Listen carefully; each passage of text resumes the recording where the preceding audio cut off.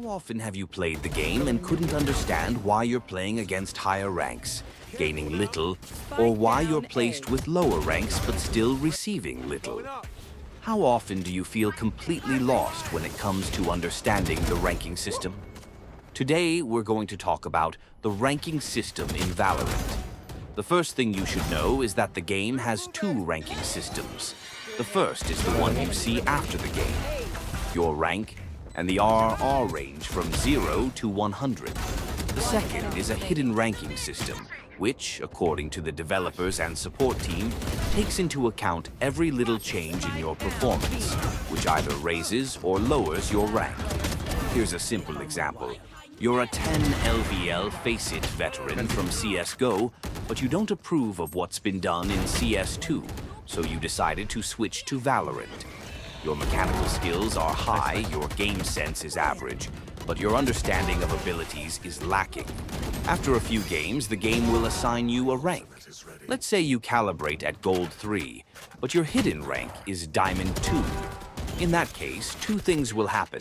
First, you'll be matched with more difficult opponents. Second, you'll gain more RR for wins and lose less for defeats. Sounds like a decent system, right? Not really. Over time, you start to stagnate. For me, it was D3, which I couldn't surpass for about a year. The problem is, when you start winning consecutively, the system throws you against very strong players. I put that in quotes because they're likely just good at aim and win, mostly by recklessly taking duels every time, even if it's not advantageous or could lose them the round. If you use strategy and play smart, you might find yourself wondering how they play like that. But that's only the first stage. When you start losing, you get matched with weaker players, assuming that if you're a strong player, you should easily climb out of this situation. In theory, it makes sense. Here's the catch. The enemy team may also have a player who's been unlucky and got dropped down. Now you're in a 1 versus 1 duel with 8 bots on the map. The issue is, one of you will lose and drop even further down the ranks.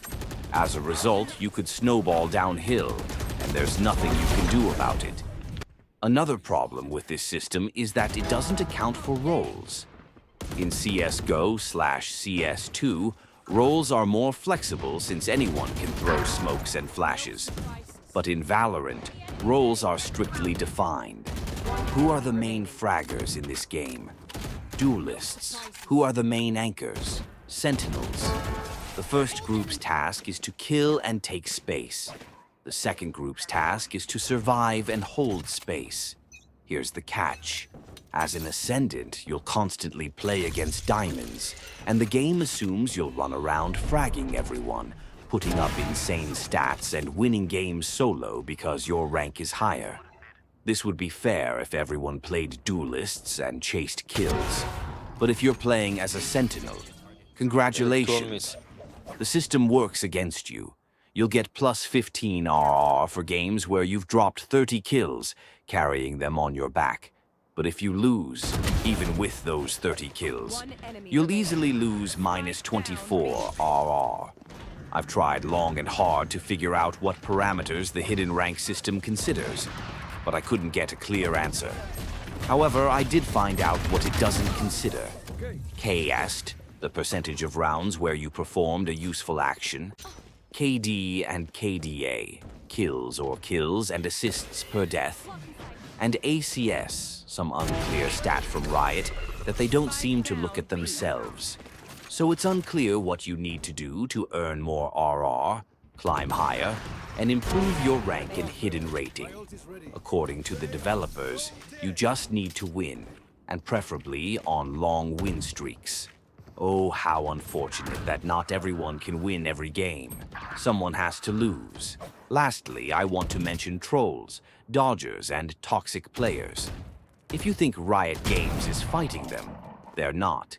It's much easier to get banned for chat offenses than for trolling.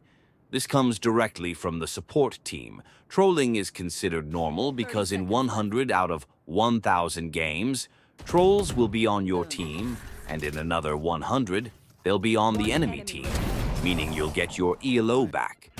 Let's recall the plus 17 and minus 24 are.